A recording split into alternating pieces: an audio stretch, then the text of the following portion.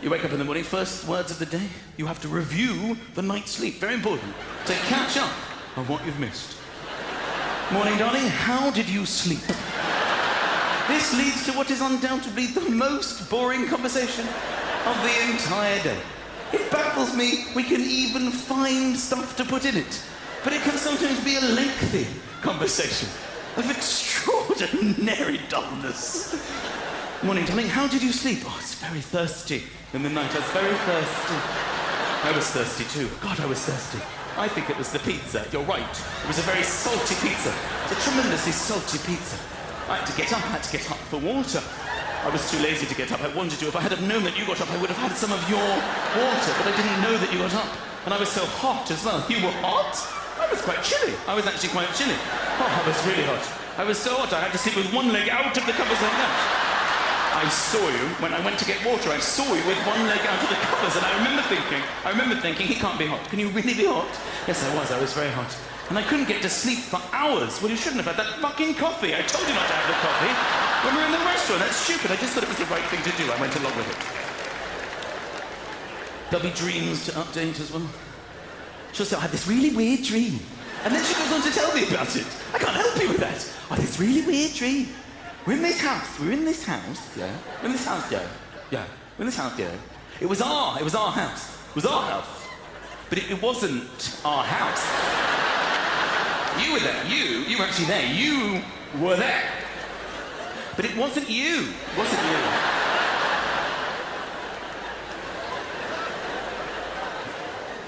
Nightmares happen on occasion. I think for all people in relationships, every once in a while you have this terrible dream. You have a dream that your partner has cheated on you. They have betrayed you in your sleep. It's a horrible nightmare of deceit. And you are filled with hate. And you wake up in the morning and you're so relieved. It was just a dream. That didn't really happen. But the hate is still strong within you. And I look over at her and I can see she's just sleeping there soundly. She's done nothing. Done nothing to hurt me, just been sleeping sweetly by my side. Nothing to hurt me at all. But I'm staring at her.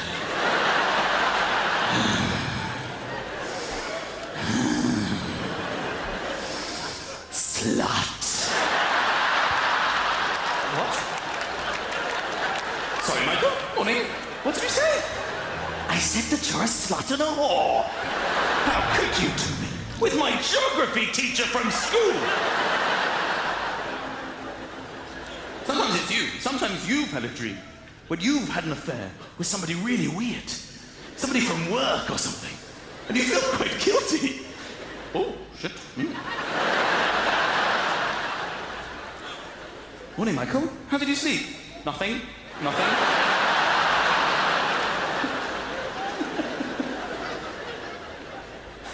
Breath is an issue in the morning as well. Breath. Morning breath. What is that about? I don't understand it. I would understand it if maybe before I went to bed I had like some garlic, some onions, some Red Bull and swirled it around in my face, some kind of cocktail. That's not what happens. I brush my teeth, flossing, maybe involved. Maybe mouthwash. I go to sleep minty fresh, like most of you. 7, 8 hours later, she's like, morning, Michael. Morning, darling. Holy shit. Are you all right, Michael? Yes, I'm fine. I actually slept really well. Did you go out in the night? Why would I go out in the night? I'm sleeping here. Next to you, what are you talking about? I actually want you to think about this quite seriously. At any stage during the night, do you recall eating shit? Did that happen? Why would I eat shit? What are you talking about? That's insane. Are you absolutely certain? Maybe did you get thirsty and drink from the toilet, or... No? Perhaps you pissed on your own face. Accidents happen. Sometimes despite this, you will still have morning sex. Now, morning sex will always involve morning breath. You just adapt it to keep your heads as far away as possible. Sometimes you get lost in the moment. Oh, I really... And she'll tell me about it. That's what I hate about a long-term relationship. I could do without the honesty. She would literally go, sorry, I didn't kiss you, Michael, but you stink from your face. Okay, sorry. I thought I brushed my teeth, though. Could do with a little bit less honesty. Sometimes I'll go and try and seduce her. Sorry, I was wondering if maybe later you'd like to... You have some bogey just to... sorry. What was it you wanted, Michael? I'm fine, actually. To be honest, I'm fine. Let's just leave it. Let's forget about it. I'll just sit here. Your ball is hanging out a little bit. Oh, for God's sake, leave me alone. Deep sleep. Every once in a while, you have a sleep so deep, you'll sleep on your arm. It's quite fun. You wake up with a dead arm.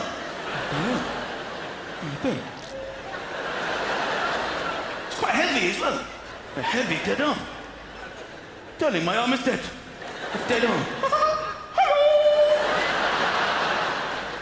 I don't even know how I did it, but recently I contrived to sleep on both of my arms. And they were both dead. I woke up by the phone ringing, so I'll get it. Shit. I was completely dead. I can't get the phone. Shit. Can you just get the phone for me, darling, and hold it to my face? How lazy I am. I was dead. I can't do anything. Because I'm away a lot, she says to me, I hate it when you're not here, Michael. Because I feel safe when you're here. I'm like, I don't. I might look like Mr. Miyagi. I don't have the moves, darling. Because that is man's biggest fear, isn't it? They're going to be sleeping soundly at night. And she'll be like, Michael, wake up!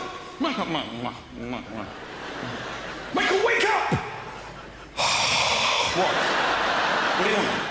I was asleep here. Jesus. Michael, I think there's somebody in the house.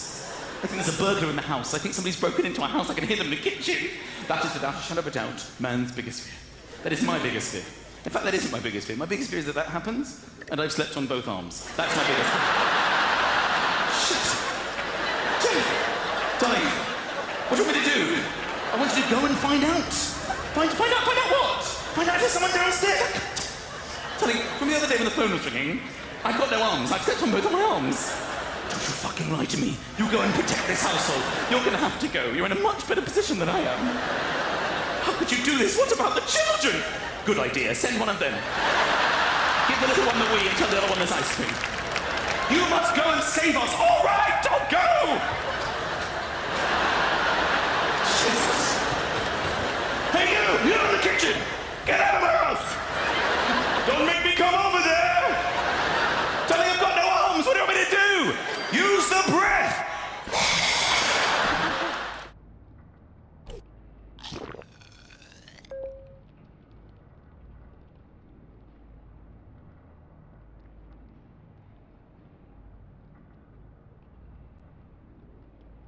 This is the Dollemore Daily, and I'm Jesse Dollemore.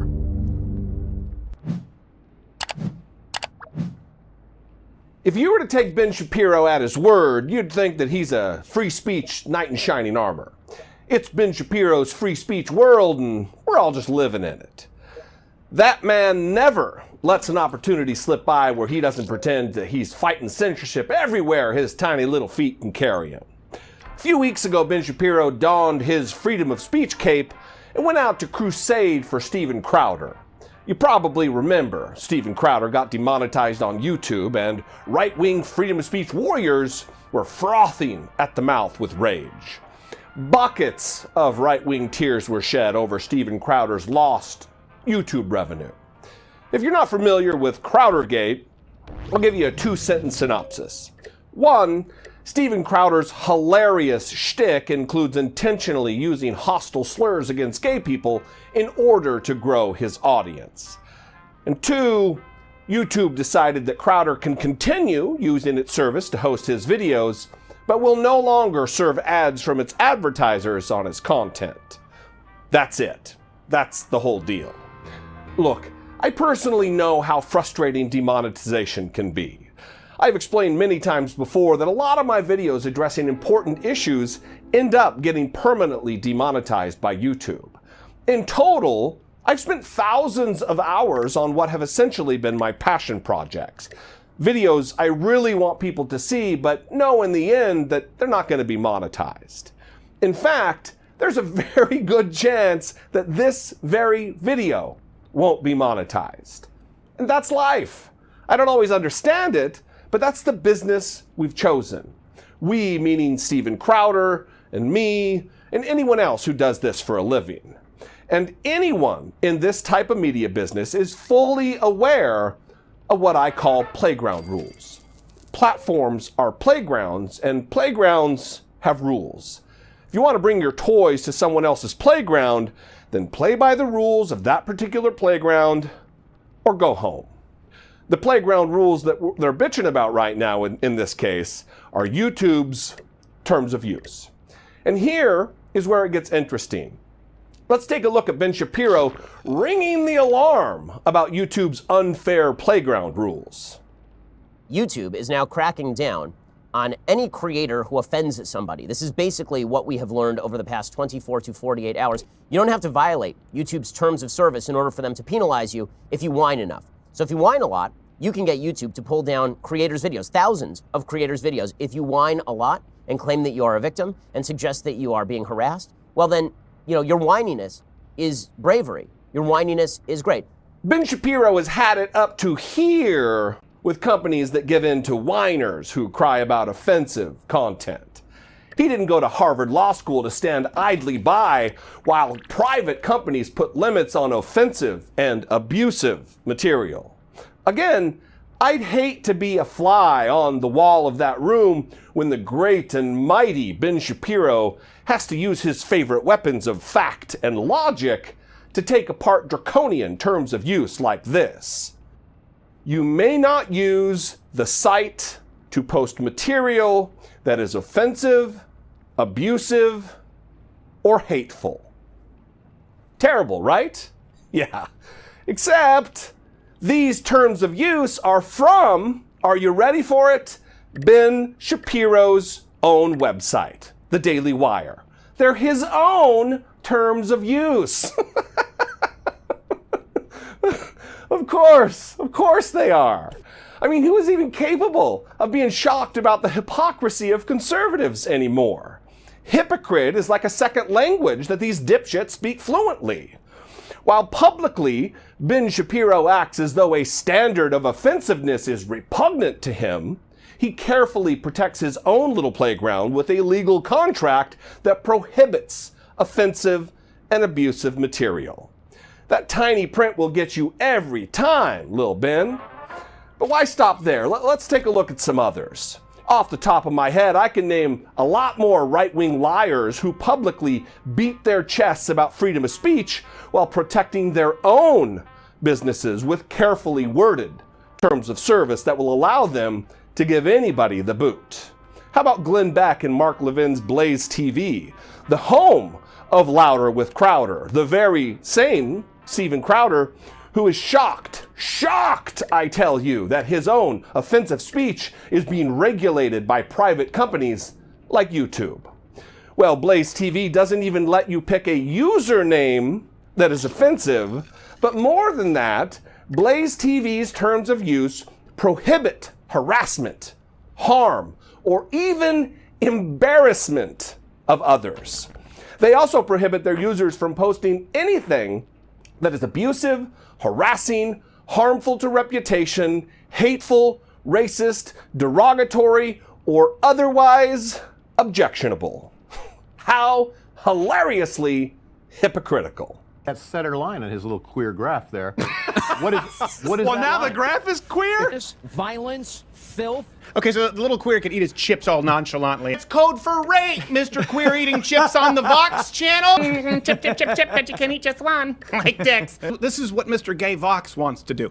Mr. Lispy Queer from Vox. What were you holding, Gay Latino from Vox? Even his hand movement and fast motion is gay. Now we're here with the short-haired angry lesbian on Skype. And cable news bitching. Two gay guys sitting there eating a banana. We get the symbolism there. Oh, okay, so you really are just an angry little queer. All right, I can't deal with this Sprite anymore. Okay, he just sachets across without, the Gay Vox Sprite is wrong! Now he could be a tranny, Your Honor! I wonder how many lispy, angry Sprites and Vox sachet across your screen and try and tell you otherwise. Or you, by the way, the gay Mexican guy, the gay Latino V-neck. Gay Mexican. Or Mexican gay guy used to work. Mexican gay Latino there at Vox. Oh, gay Latino from Vox. The token Vox gay atheist Sprite with surprisingly flaccid chest considering how thin he is. It is very bizarre to me. Ugh. Let's keep going. Have you heard of Dangerous.com? This very scary and edgy and fearless sounding site is owned by free speech warrior himself, Milo Yiannopoulos, who makes a living ridiculing the delicate sensibilities of the left. Yet, on his site, you're prohibited from even linking to or linking from another site that may have controversial content on it. So very, very brave, Milo. How about Breitbart.com? home of the strong and the unintimidated.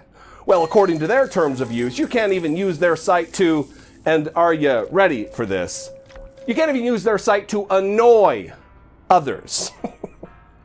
So far, nothing, but I'm sure Charlie Kirk and the Turning Point USA bros are the vanguards of the anti-censorship movement. They were a little tricky to pin down, no terms of service on their main site, but they do run summits for high school kids. Hooray for indoctrination. And there, they do have a few rules, one of them being that if you act unbecoming or use abusive language, you'll be banished from their events.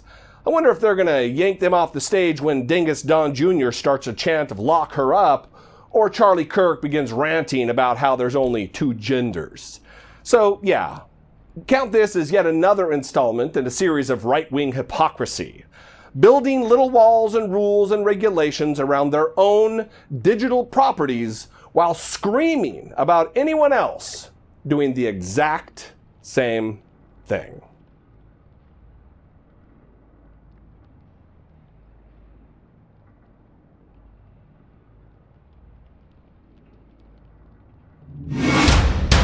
Tomorrow is the 4th of July, and apparently they always have some sort of like party in DC. I don't normally hear anything about it. I don't know if you have in past years, because it's normally just like a thing that happens. There's like a parade and stuff. It's not a big deal. But now Donald Trump is president. He desperately wants tanks and missile launchers and aircraft carriers and all sorts of stuff in the parade, and so that's gonna happen. And it turns out it costs a lot of money. We found this out yesterday. The National Park Service is diverting nearly $2.5 million in entrance and recreation fees, primarily intended to improve parks across the country to cover costs associated with President Trump's Independence Day celebration Thursday on the mall. So he wants more stuff there. That's going to cost money. So the money that would normally go to maintaining national parks is instead going to go to a one-day ode to the president's ego, I guess. You know when your genitals are so big that you need to throw a parade with giant missiles? Yes. That's what's happening. It's that his jennies are so giant. When you need your own Bradley fighting vehicle to put your genitals onto, to carry it as you want. That's what it is. It's that they're so big that he's not compensating for it. This is amazing. There was an amazing interaction on Fox the other day where they had like one kind of liberal voice going like, Trump's throwing this big party to make it all about him. And everyone else was like, what? No, he's just throwing a parade. I know. And the answer is no, he's making this all about him. You don't need to overthink anything. The guy goes and sees like China when they throw the Olympics, they have big parades and they're well choreographed. He's just been in North Korea, he saw their stuff. North Korea, it's like do or die parade participation. And he wants something like that, and that's it. And while he's saying that, you know, we're getting killed financially with all these agreements with other people, he's going to just waste every dollar of this is a waste. Yeah, and also it's going to be taken away from the national parks too. So I want to give you more details, but first, video that I saw on Twitter that someone took as they're preparing for that parade. You see, yeah, that's tanks being carted around. No, this is from The Handmaid's Tale. That's true. Is it? Maybe. No, they shoot in landscape. Okay. No, that checks out. No, this couldn't be The Handmaid's Tale because the entire frame is in focus. So also things are moving at a rate at a normal pace. Anyway, I love the show, but their direction. But it takes 15 minutes to walk across a room. It's not important. We'll do a segment on later. But yeah, so tanks there. There's concern about bridges potentially being damaged. I mean, most of the streets literally can't have a tank on them because it turns out tanks are for war. They're not for like, hey, cool, it's a tank. I don't even know why. Why did they bring a real tank? If they had gotten an expedition and put some like aluminum siding on it, like Trump is not an expert on the military. You could convince him it was a tank. I know, that's You amazing. don't need an Abrams. It could literally be just some little troop carrier. Call it a tank, it's got a gun on it. The ruining of asphalt, of the infrastructure of America with this needless show of faux superiority is richer symbolism than The Handmaid's Tale. That's true. Although the last episode was good.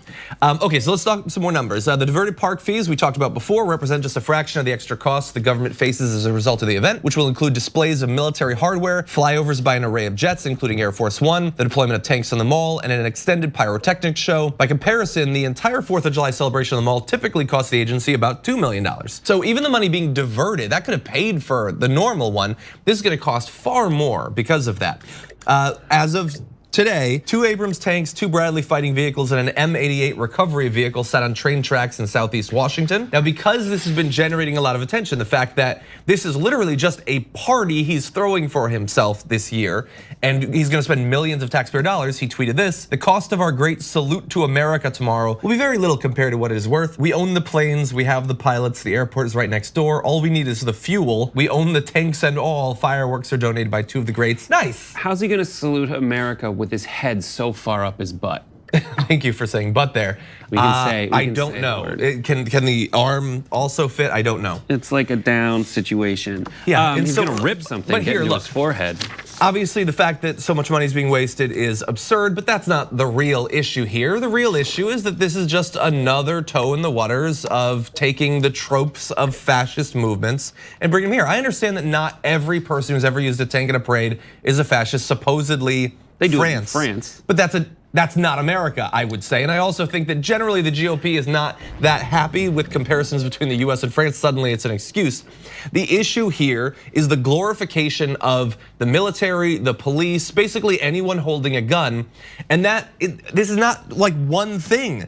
We just had him tweet congratulations to that former member of the military who had murdered a guy who was being worked on by a medic. He got off, and Trump was exalting him on Twitter. He got off, This and is a Trump person got who off. fired his gun at dozens of unarmed civilians.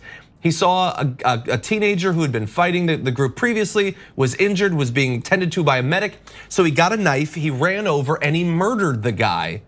But because he's a member of our military, and that other person was not American, thus he was an animal, Trump lauds him on social media. So I cannot divorce the fact that we now have tanks going through Washington, D.C. from the fact that he thinks that our military should be able to kill whoever they want, whenever they want, with literally no consequences. I utterly agree with that, and that is a very real point. It is fascist dictators emerge through ridiculousness, through over-the-top, insane seeming ridiculousness that you can't take seriously because it sounds so strange. And that's exactly what this is. But I just want to protect Trump because this is going to be bad. In order for him to get the kind of display of strength that you see in North Korea, it would take way more than $2.5 million. So you're better off not trying. Just from an optics standpoint, this is gonna look dumb. People expect fireworks and a concert, give them fireworks and a concert. And the idea that they're not politicizing this when the White House is giving away tickets to this thing they're not supposed to be tickets for, and the RNC is giving this away to similar people who are essentially top Republican donors. It is a politicized thing when what we need to do is just celebrate that we knocked the garbage out of the British. You know, we'll just end on that. Thank you. Thank you for watching this clip from The Damage Report. For more content from the show and access to TYT Network members-only exclusives, go to tyt.com/Brooke. Wait, no, it's TYT.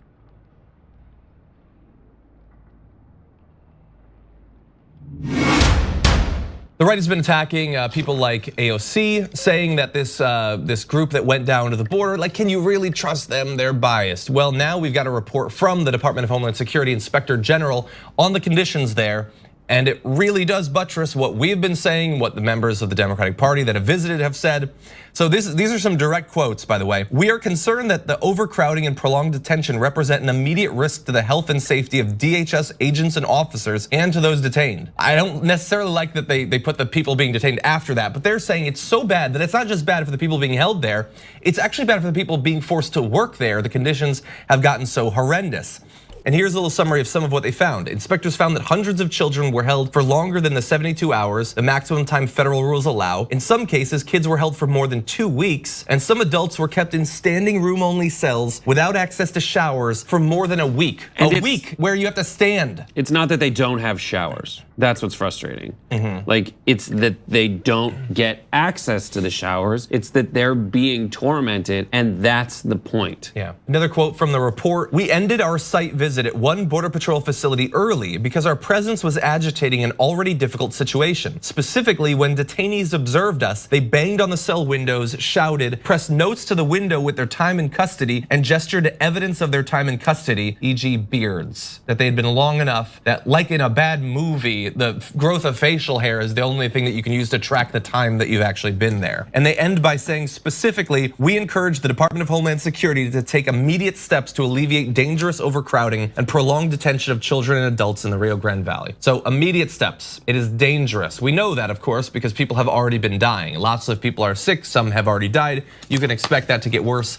And again, this is not, I mean, it shouldn't matter. If it was an activist group, that's important. If it's a Democratic member of Congress, that's important. This is an official in the Trump government, in the Department of Homeland Security, saying that urgent action is needed to fix this before more people die. Yeah, it's sickening. And the money that is there is not going to the right places. It's an attitude problem. That's been proven. It's a management problem. They are intentionally torturing these people mentally, if not physically, and eventually physically, because they're just letting them rot. And the overall effect that this has on people, and it's been proven that it's motivated by race, and it's been exacerbated by some weird way this is being used by the president to get votes and stoke stoke some kind of support among his base. Exactly. Yeah, and look, for the kids who don't die, who don't get horribly sick. Let's say even if they see their families again someday, God willing.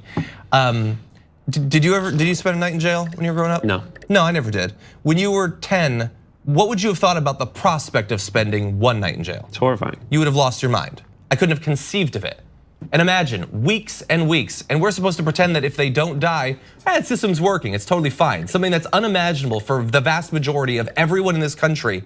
And by the way, in my mind, the jail that I would have been staying in would have been far better conditions than this. I would have been standing for 2 weeks at a time, surrounded by people who aren't getting medical care, who don't have access to showers, who don't have access to soap or toothbrushes, who have literally nothing to cover them when they sleep on the cold floor. This is far more horrendous than the worst nightmares I ever had growing up in America. And we, although we have the money to fix it, we don't have the political will or the desire because of ideology. And also AOC has shared proof that there are shelters and there are detention centers, and the shelters are empty and the detention centers are full, or overcrowded, at least in some cases, that she's been able to prove with photo evidence. Exactly.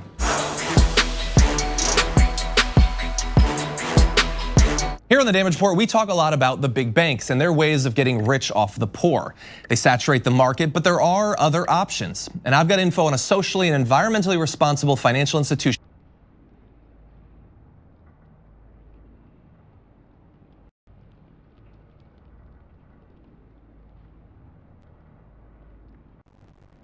This is the Dollemore Daily, and I'm Jesse Dollemore.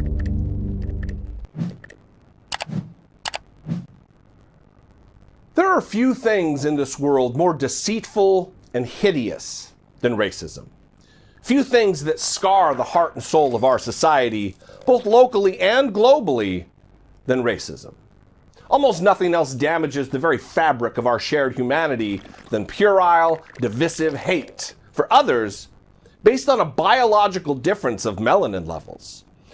Luckily for us, though, because of its corrosive effects, racism is one of those things that can be easy to spot. For instance, when the 43rd man to hold the office of President of the United States was a black man who, from almost the very beginning of his meteoric rise in American politics, was being accused of being from Africa, accused of lying about his Christian faith. You see, that was racism. The origins of that attempt to undermine the legitimacy of Barack Obama's presidency were rooted in racism and relied on the multi-century history of systemic institutionalized racism found right here in America. birtherism, as it's known, leaned on fear, paranoia, stupidity, and the intergenerational distrust that many white people have for black people, black men especially. And one of the chief promoters of this vile racist conspiracy theory is none other than the racists, the white supremacists, and the white identitarians' personal choice to be president, Donald Trump. So it should be of no surprise to anyone that when assistant and senior advisor to that same racist president of the United States, Jared Kushner, was asked about birtherism, he clumsily and ineffectually dodged the question. Alexandria Ocasio-Cortez, she has called President Trump a racist. Have you ever seen him say or do anything that you would describe as racist or bigoted? So the answer is no, absolutely not. You can't not be a racist for 69 years, then run for president and be a racist. And what I'll say is that when a lot of the Democrats call the president a racist, I think they're doing a disservice to people who suffer because of real racism in this country. Was birtherism racist? Look, I wasn't really involved in that. I know you weren't. Was it racist? Like I said, I wasn't involved in that. I know you weren't. Was it racist? Look, I know who the president is, and I have not seen anything in him that is racist. So again, I was not involved in that. Did you wish he didn't do that? Like I said, I was not involved in that. That was a long time ago. That is maybe the simplest yes or no question in the entire history of the sport of yes or no questions. Was birtherism racist? Yes. And just so the record reflects, Jared, I wasn't involved in that isn't an answer to was birtherism racist. And your refusal to answer signals to everyone that you know it was racist. But you're too afraid of losing your proximity to Donald Trump, and with it, your proximity to global despotic murderers like your pal Mohammed bin Salman. Look, what does it say when the advisors who occupy the closest orbit to Donald Trump have replaced courage with moral turpitude and fail to or refuse to call out racism when they see it? What hope do we as Americans have that these caustic clowns can actually identify racism that's rooted in their dangerous policies? And how are we to have any faith that the policies of this administration aren't simply hatched from the racist conspiracy theory-driven brain of a completely deranged and amoral dipshit? We deserve better. Our nation still has much to achieve on this front, and each day that passes with the KKK's candidate in the Oval Office is a day of regression. You're going to hear me say it a lot now that the 2020 election is so near, but there are bigger things at stake than infrastructure or tax policy. We have continued national healing to attend to, and it's time to rid ourselves of Donald Trump and move forward with an eye fixed on progress and unity in the future.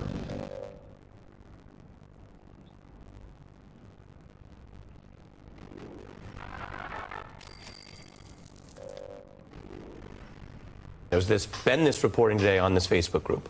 It's Border Patrol agents, and they're posting about all sorts of things, including what they call jokes about migrant deaths. ProPublica revealed the group. Now, as I mentioned with some of the other reporting, we're bringing to you what we know. NBC we haven't gotten our hands and verified the group or the post. But based on their reporting at ProPublica, they cite group members responding basically with what they look at as wisecracks to a news story about a 16-year-old Guatemalan migrant who died while in custody. An agent writing allegedly, "Oh, well." Another posting, quote, "If he dies, he dies." Now, this ProPublica reporting also talks about something was just mentioned, sexist memes, a vulgar illustration of Democratic Congresswoman Ocasio-Cortez. Now, U.S. Customs and Border Patrol says they're investigating this and going to figure out what went on, saying the posts, if true, are completely inappropriate. For more depth on this, I actually want to bring in to our conversation a former Border Patrol agent, Jen Budd. She served in San Diego 6 years before ultimately leaving the force. Thank you for joining us. Thanks for having me. Your reaction? I'm not surprised at all. This has been the way the Border Patrol has been run since probably before even I was an agent. There's a reason why only 5% of agents are females, and it's not contrary to what the chief says. It's not because the work is very difficult. Women can handle it just fine. It is because a lot of them are sexually assaulted and harassed in the agency, and it starts in the academy, and it's the type of environment and the atmosphere that the Border Patrol condones and allows to continue and has for decades. So those writings that ProPublica sources to current officials, they strike you as how typical of what you saw and experienced, both, shall we say, online or also offline in conversation and in your work? They're very typical. I would say that if you're in the agency yourself, then it's much worse. Female agents, it's not unheard of to be raped and assaulted by their classmates in the academy, like I was. And you're not allowed to report this, or else you will lose your job. You're not allowed to file a complaint, or else you will lose your job, because they have to investigate and so forth. And the people that commit these atrocities and write these things or say these things, they continue on. And everybody knows about it. It's the dirty little secrets of the Border Patrol. And every time one of their agents does something like this, or somebody discovers a secret page or a website or whatever, the management always says, well, this is just not like us. We're honorable. We only want the most honorable people. But yet it keeps happening over and over and over again. And I appreciate you, being willing to talk about this. I don't imagine that's easy. No. I want to ask you about the enforcement aspect, and then I want to let Michelle, a panelist, journalist here, also ask you a question after me. Okay. But my question goes then to everything you've already said, as we say in the law, allegedly, or if true, sounds horrific, criminal, unacceptable, period. Then there's the second layer of what ProPublica and others are reporting here, which is, does that also, in addition, taint or corrupt the way these agents do their jobs? So number one, are they mistreating, as you just alleged and explained in your history, your story, each other or others? And then two, in your experience, though, did it also bias or corrupt the way they were supposed to do their jobs, which is, they're in charge. All the pictures we just showed at the top of our broadcast, they're in charge of these people. They have control over these people. Did you experience or observe that also as an impact? Oh, yeah, absolutely. I mean, in the academy, if we're trying to talk about how, like you said, how it affects how you enforce, you have to remember that 52% of the force is Latino. And a lot of people ask me, how do they get Latino people then to behave this way against people who are of their own heritage and their own culture? And it's because in the academy, they mandate and they teach the agents to use racist terms for migrants, so that they see these people as other and that they are not like them. And it's not uncommon, it's very frequent for Border Patrol agents to arrest women coming across the border and then set up dates afterwards with them on the south side. It's not uncommon for many sexual assaults to be filed against agents. And so I think definitely it does have an effect. It's condoned. And when it happens, and if somebody complains, everybody groups together, specifically more the male side, and they protect each other, and they push everything out, and they stay quiet, and that's how it works. I mean, I'd be curious to know where you come down on the kind of malice versus incompetence question, because obviously one of the things that supporters of Border Patrol are saying is that they're just overwhelmed and under-resourced. That was part of the justification for Congress just giving them this huge new budget supplement. And so I'm curious, from what you know, is it that they're operating on a shoestring and don't have the resources to deal with this influx, or do you think it's more about kind of sadism and punishment? I would compare it to when I was an agent. We had about less than 5,000 agents for the southern border, and per year we would get an average of about 1.5 million apprehensions. Today they have roughly 19 to 20,000 agents, and this year has increased, but they are nowhere near the numbers that we used to have. So with 4 times the amount of agents, they seem to be able to do a lot less than what we had to handle back then.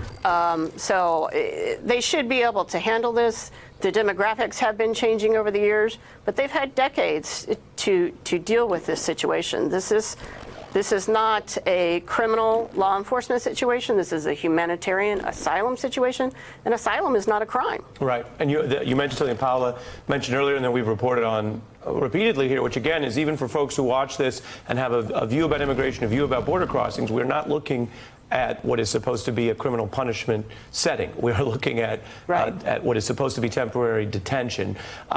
Jen, as I said before, I appreciate you sharing your story. I should mention again, as I sometimes do in our reporting, that DHS, of course, says they're investigating the incidents that led into our discussion. And, of course, we invite them on to discuss any of this, as we often send out requests to the Trump administration. Hey, I'm Ari Melber from MSNBC. You can see more of our videos right here, or better yet, subscribe to our YouTube channel below. You could have been anywhere in the world, but you're here with us, and we appreciate that.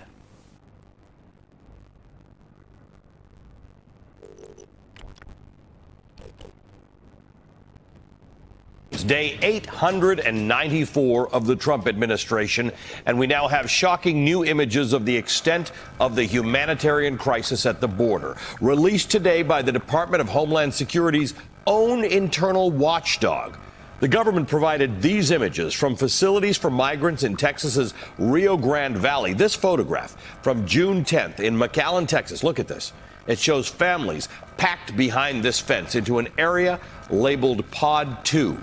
In Westlaco, detainees with children laying on the floor and on concrete benches on top of each other, with what appears to be one water cooler, some wearing masks over their mouths. And in the Fort Brown station, one man is seen holding up a handwritten sign that says, "Help, 40-day here." They are all included in a new report from the Department of Homeland Security Office of the Inspector General, which surveyed those Rio Grande detention facilities last month.